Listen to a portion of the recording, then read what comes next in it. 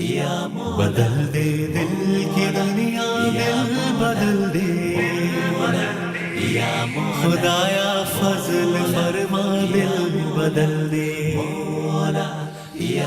हवा हिर्स वाला दिल बदल दे मेरा गफलत में डूबा दिल बदल दे खुदाया फजल फरमा दिल बदल दे या मौला मौला या गुनाहगारी में कब तक उम्र काटूं या बदल दे मेरा रास्ता दिल बदल दे या सुनो मैं नाम तेरा धड़कनों में या मजा आ जाए मौला दिल बदल दे या रहूं बैठा मैं अपना सर झुका कर या सुरूर ऐसा अता कर दिल बदल दे या खुदाया फजल फरमा दिल बदल दे या मौला मौला या तेरा हो जाऊं इतनी आरज़ू है या बस इतनी है। La question de l'infaillibilité de nos Massoum est très importante. Qu'en pense le père Henri vis-à-vis de ce credo? Non, d'abord, je n'ai pas fréquenté tous les musulmans, malheureusement. Donc j'ai beau avoir une expérience, je pense qu'elle reste une expérience petite.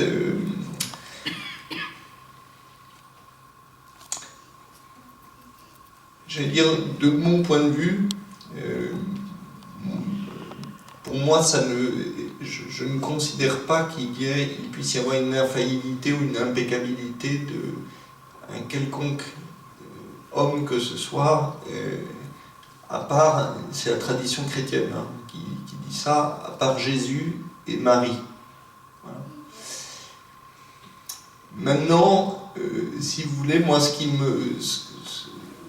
Parce que si, je pense que si je pensais que les imams et Mohammed étaient infaillibles et impeccables, dans ce cas-là, je serais chiite. C'est-à-dire que... Et moi, je suis chrétien et je ne suis pas chiite. Mais par contre, ce qui me semble très important, c'est que je crois vraiment que vous, qui êtes chiite, quand vous lisez le Coran, quand vous suivez les imams, l'enseignement des imams, et dans votre foi, dans des imams infaillibles, eh bien, je crois vraiment que Dieu vous parle à vous. C'est-à-dire que vous faites une vraie expérience de rencontre avec Dieu, et que cette expérience, je la rejoins, et qu'elle me parle. Oui, et donc je le reçois comme un témoignage. Mais vous voyez, donc parce que soit je le reconnais, je deviens chiite. Mais... En fait, ma question est juste, est-ce que vous pensez que c'est concevable que nous, chiites, considérions ces imams comme infaillibles? Je ne demande pas votre... Alors, non mais je pense... Alors oui, ça je réponds ça très clairement. Oui, je pense que c'est concevable que vous les considériez comme infaillibles. Mais même plus que ça. C'est-à-dire que je pense que Dieu vous parle réellement dans votre expérience de foi et que cette infaillibilité des imams, pour vous, elle est importante. Et même pour moi, elle est importante parce qu'elle me permet d'accueillir chez vous un signe que Dieu me donne dans ma propre vie de foi. C'est-à-dire que, parce que justement, je ne veux pas considérer que vous êtes un sous-produit de moi. Je ne veux pas considérer que vous êtes comme moi ça, ça, ça. Et donc, moi, ce qui m'intéresse, c'est pas tellement de dire il faut que je croie à ça, ça, ou ça, je suis pas d'accord, ou ça, je suis pas d'accord. Ce qui m'intéresse, c'est de voir comment Dieu est au cœur de votre vie et comment, à travers votre foi, vous parlez à Dieu, vous vivez une vie avec Dieu, et que ça, c'est un signe pour moi à travers laquelle Dieu va me dire, écoute, j'ai mis des gens sur ta route, ils sont comme ça, ils sont formidables, alors c'est pas la peine de te faufiler, tu vas faire leur connaissance et tu vas découvrir des tas de choses que je vais te faire découvrir par eux. Mais par eux tels qu'ils sont, pas par eux tels que tu veux qu'ils soient. Parce que dans ce cas-là, je ne les respecte pas. Vous voyez? Donc voilà comment je me situerais moi. Voilà. Alors il y a deux questions. Première question, c'est dans le contexte actuel, est-ce que vous n'avez pas l'association qui a un repli identitaire au sein des religions, et comment peut-on justement aborder l'ouverture dans ce contexte? Et deuxième question, beaucoup plus pratique, on sait que chez les musulmans, se marier avec une personne non musulmane, plus largement non ahlul kitab, n'est pas possible. Il faut que le conjoint se convertisse. Est-ce que finalement le discours d'un dialogue interreligieux ne devient pas contradictoire vis-à-vis de la pratique? Pour la première question, merci pour vos questions qui sont intéressantes. Pour la première, quand on parle de l'importance du dialogue interreligieux, plutôt ça concerne nous, contexte actuel en France, hors des pays chiites. Mais quand par exemple on aura cette conférence à Cauchon, à Combe, ça n'a pas de sens. Parce que pour eux, les autres religions, c'est quoi? Peut-être ils ont vu sur le film, mais ici, nous avons des relations et nous pensons l'importance. Parce que pour nous, le monde, c'est tout à fait différent. Dans des pays qui sont très religieux, comme par exemple l'Iran, dans les villes de l'Iran, quand vous parlez de dialogue interreligieux, on dit, c'est quoi ça? Ça veut dire quoi? Interreligieux avec les chrétiens? Où est les chrétiens? Où est les juifs? Mais pour nous, c'est tout à fait important. Et on sent. Dans la roue, dans notre vie, on sent ça. Donc, le contexte pour nous, c'est ça. Et quand on parle de mariage mixte, pour celui qui vit en Irak ou en Iran, n'a pas de sens. Ça veut dire quoi? Mais c'est un chrétien. Moi, je me marie avec un chrétien, avec un juif, c'est quoi ça? Mais ici, ça pose des questions. C'est pourquoi quand on parle avec les grands marjas, pour les nouvelles questions, parfois ils seront très étonnés. Moi, j'ai posé deux questions sur une femme à Paris. 3 fois, il était divorcé, marié dans le tribunal français, il avait des avis. Après, il y a des enfants de deuxième mariage. Et selon la loi iranienne, il avait problème. Il a problème. Et pour résoudre, moi j'ai parlé avec le marja qui a fait au tribunal. Et au tribunal, il a des mondes, ils ont déjà signé, et tout est très bien. Il a dit, moi je sais, qu'est-ce que vous dites? Moi j'ai dit, à mon avis, le divorce est déjà fait. Vous ne touchez pas. Si vous touchez, après les enfants, ils auront problème. Ça veut dire qu'ils n'ont pas les enfants légitimes. Il a dit, moi je n'ose pas décrire. Mais vous faites, si vous pensez, vous faites ça. Ça veut dire, vous avez compris? Ça veut dire là-bas, le contexte, c'est tout à fait différent. Et pour votre question, d'abord, il faut que vous vous référez chez votre marja, pour votre mariage. Si, par exemple, quelqu'un pense comme ça, est-ce que je peux me marier avec un chrétien sans conversion en islam? C'est une question. Pour le monde, sunni, c'est déjà résolu. Par exemple, pour les Malikites, Nord d'Afrique, c'est déjà résolu. Ils ont la solution. Mais pour les chiites, ça, ce n'est pas résolu. Il y a des marjas qui donnent la permission, mais il y a qui n'acceptent pas. La plupart n'acceptent pas. Après, c'est à vous. Il faut que vous vous référez à un marja et comment on doit faire. Est-ce que la conversion, c'est nécessaire? Ou si accepte notre prophète, qu'est-ce que je dois faire? Moi, tout ce que je vous ai dit, maintenant, nous avons un peu plus avancé. Ça veut dire quoi avancer? Ça veut dire autrefois, en Iran ou en Irak, si vous demandez d'un marja, quelle est notre position à l'égard des gens de livre, c'est tout est négatif. Mais aujourd'hui, ce n'est pas comme ça. Vous voyez dans les traités pratiques, les Tawzi' al-Masail, maintenant ce n'est pas comme ça. Comme par exemple Sayyid al-Sistani, Hafazahullah, ou les autres marjas, à propos de la position vers les gens de livre, c'est déjà changé. C'est le premier pas. Ça veut dire que nous avons déjà avancé, déjà commencé. Mais pour votre question, parce que c'est une question particulière, pour la réponse, moi je pense que c'est bien que vous demandez d'un marja. Heureusement, nous avons la diversité. Des écoles des marjas, maintenant nous voyons la diversité. C'est la richesse.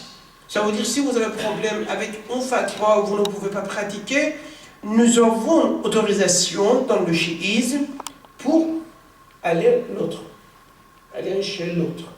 Donc, et je pense que pour la réponse, c'est bien que j'arrête, parce que c'est tout fatwa. Ça ne concerne pas notre conférence, c'est tout fatwa pour demander de quelques marges. C'est ça? Je pense que... Donc par rapport à votre première question, est-ce que ça vaut la peine, de dialoguer alors qu'il y a un risque de repli identitaire? Je crois que c'est justement parce qu'il y a un risque de repli identitaire qu'il faut dialoguer. C'est-à-dire que si c'était facile, c'est pas la peine de le faire, mais je crois que le monde a besoin de ça. Sinon on va faire la guerre, on va faire une guerre idiote entre les religions, alors que les religions elles sont faites pour bâtir la paix, et Dieu compte sur chacun de nous pour le faire. Et donc, mais vous savez, je crois que ce que Dieu nous demande, c'est chacun de faire ce qu'il peut là où il est. Et donc avec des petites choses, on peut faire des grandes choses. Et vous voyez, par exemple, cette conférence ce soir, c'est une petite chose qu'on fait, mais ça va nous ouvrir l'esprit. Et ça va aider ensuite à construire des choses. Et il y a beaucoup de choses qu'on peut faire. Vous voyez, on n'aurait peut-être jamais imaginé ça. Ici, ils ont été très étonnés, mais l'année dernière, je suis allé chez Saïd, j'ai participé à des temps de Tawassul, et il y avait des imams qui étaient là, et il y a l'imam d'une grande mosquée de Téhéran. Et il a demandé à mon ami Saïd, il a dit, mais ton ami chrétien, est-ce qu'ils ne peuvent pas faire la khutba? Et donc je suis allé, moi, un prêtre, faire la khutba dans une grande mosquée à Téhéran. Qui aurait pensé que c'était possible? Et en fait c'est possible, et ça vient d'où ça? Ça vient de l'amitié.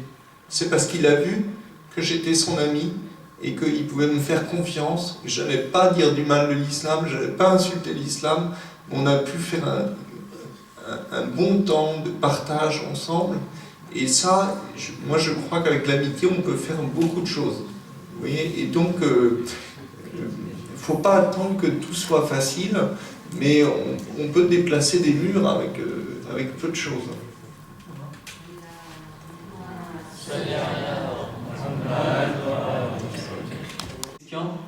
Ouais, c'est toute simple, qui est compliquée. Finalement, est-ce que Dieu est-il l'auteur du Coran et de la Bible? Le problème, c'est le mot auteur, c'est ça.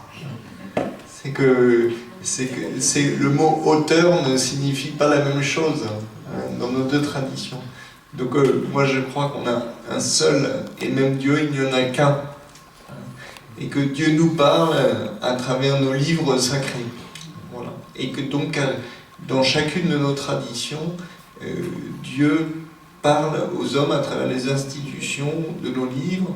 Et nous, c'est vrai que souvent les chrétiens, on dit les chrétiens, les juifs, c'est Ahlul Kitab. Mais nous, chrétiens, on ne se définit pas nous-mêmes comme Ahlul Kitab. Ça serait plutôt Ahlul Aïssa. Vous voyez, c'est-à-dire que nous, ce qui compte pour nous plus que le livre, c'est Jésus. Parce que quand nous lisons le livre, en fait, c'est Jésus qui nous parle. Et le livre, pour nous, c'est un peu comme dans la tradition chiite, excusez-moi, vous savez, on distingue parfois le batin et le zahir. Et nous, quand on lit le livre, le fond, vous voyez, ça c'est l'aspect extérieur, mais c'est Jésus qui nous parle. Et quand un chrétien lit un livre, la Bible, il lit ensuite, il ferme les yeux et il écoute ce que lui dit Jésus. Et à travers, en écoutant ce que lui dit Jésus, il vit la communion avec Dieu. Et donc, vous voyez, je ne sais pas si on peut comparer, mais de toute façon, pour moi, il y a un seul Dieu et qui nous parle à tous. Et nos traditions, quelles qu'elles soient, sont les moyens privilégiés qui sont choisis par Dieu pour que Dieu nous parle. Et donc ça, c'est absolument à respecter. C'est pas, il ne faut pas chercher forcément d'équivalence, il ne faut pas dire tout s'équivaut, on a nos différences, on a nos traditions auxquelles on tient, mais ça n'empêche pas de reconnaître que Dieu peut nous faire avancer aussi grâce aux autres. Mais lisez le livre, hein, vous verrez, c'est bien mieux expliqué. C'est par rapport au voile. La question étant que finalement, il semblerait que Marie portait le voile et que les bonnes sœurs portent le voile. Comment situez-vous vis-à-vis de tout le débat autour du voile?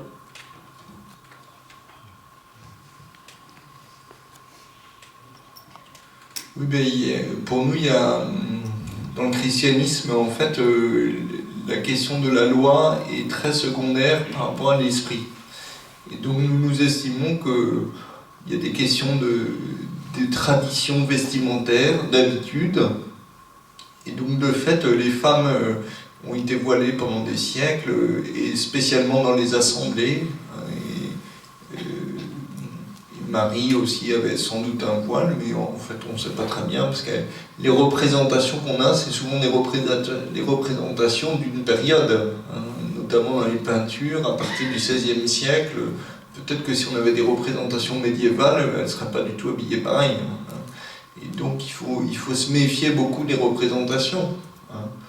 Donc voilà, pour nous, il n'y a aucun problème, les femmes font ce qu'elles veulent, c'est une question de mode. Ce qui est important, c'est qu'elles soient respectées et qu'elles-mêmes elles puissent se sentir respectées et ne pas chercher aussi à provoquer ou je sais pas quoi, mais il n'y a pas de difficulté. Voilà. C'est vraiment des questions de mode.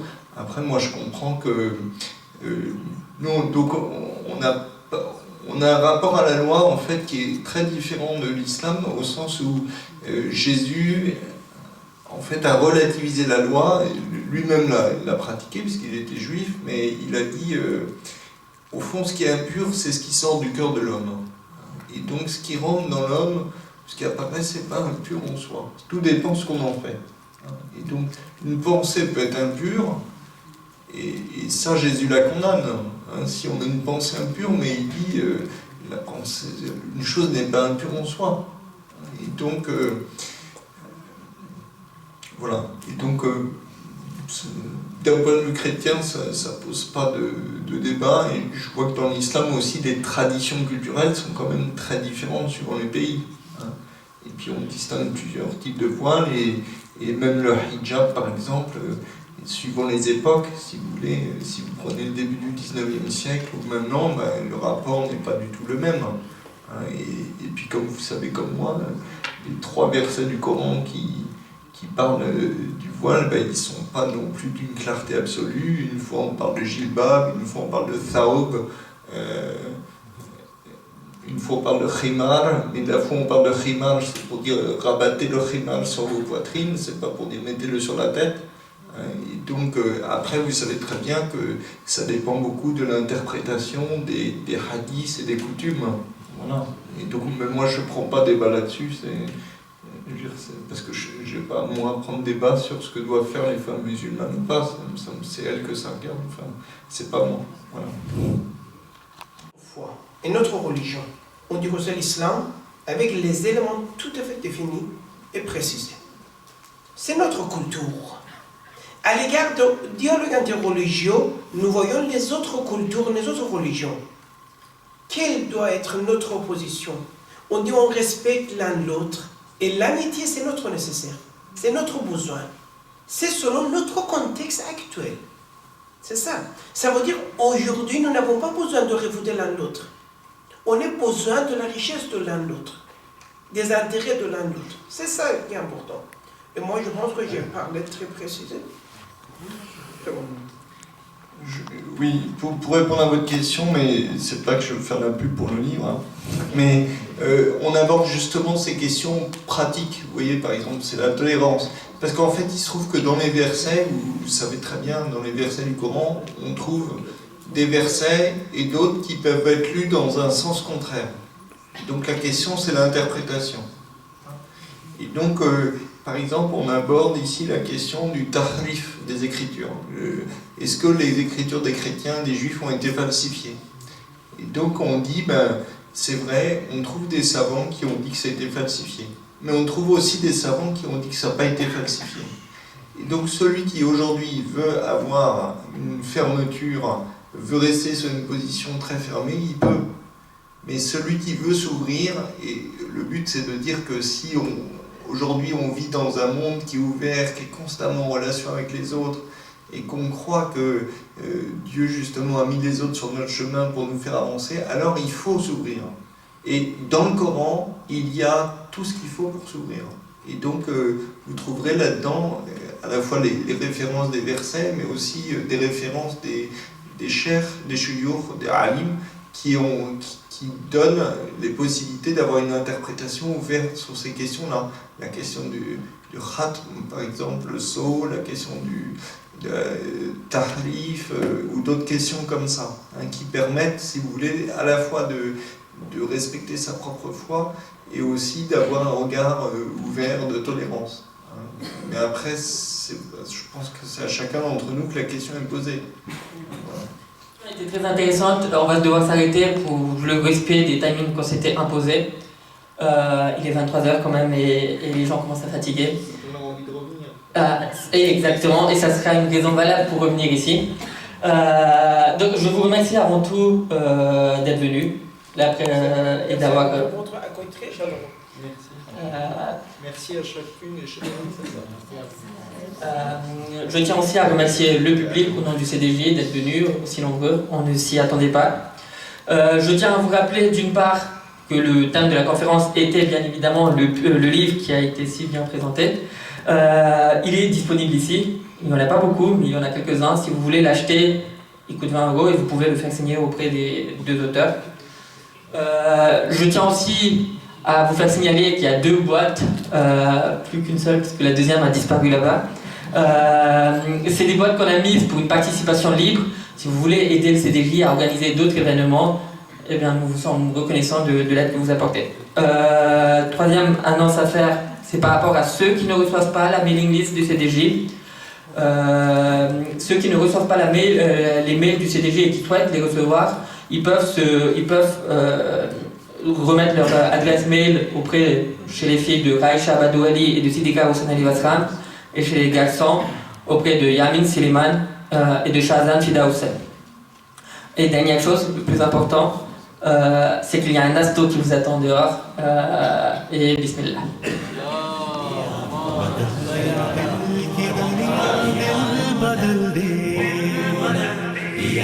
खुदाया फजल फरमा दिल बदल दे हवा हिर्स वाला दिल बदल दे मेरा गफलत में डूबा दिल बदल दे खुदाया फजल फरमा दिल बदल दे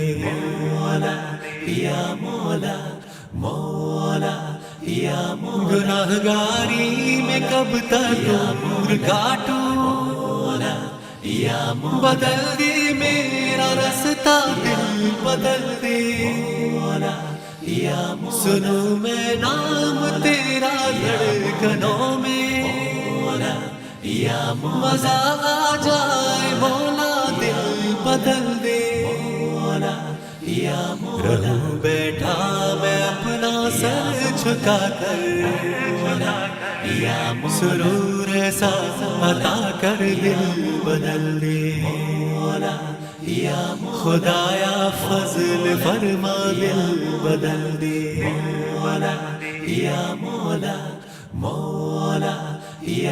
तेरा हो जाऊं इतनी आरज़ू है बस इतनी है तमन्ना दिल बदल दे तेरा हो जाऊं इतनी आरज़ू है बस इतनी है तमन्ना दिल बदल दे पड़ा हूँ तेरे दर पर दिल शिकस्ता रहूं क्यों दिल शिकस्ता दिल बदल दे खुदाया फजल फरमा दिल बदल दे